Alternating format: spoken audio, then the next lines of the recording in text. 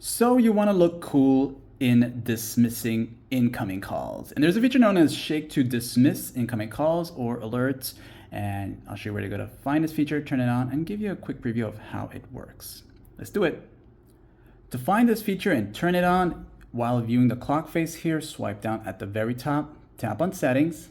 And as you do that, you want to go down to where it says buttons and gestures, this one right here. As you enter it, you'll see a bunch of different features and functions.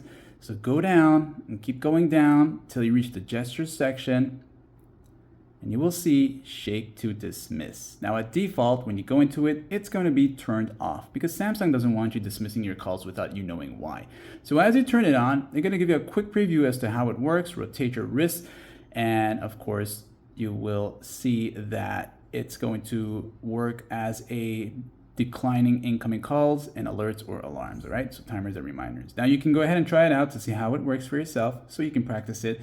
And once it's like that, basically your fist needs to rotate this way twice, okay? So when you do it twice and you do it correctly, you will see that it says good job, so, or you got it. So here we go, 1, 2, and you're gonna see you got it, and you'll feel the watch vibrate. So 1, 2, and that's it. So if you got an incoming call, go ahead and do this. And you'll just let everybody know that you don't want to accept that call. Okay, so go ahead to try it now again. So you got an incoming call, and you'll feel that vibration. I'm not getting it anymore, am I? There you go. Like it's up.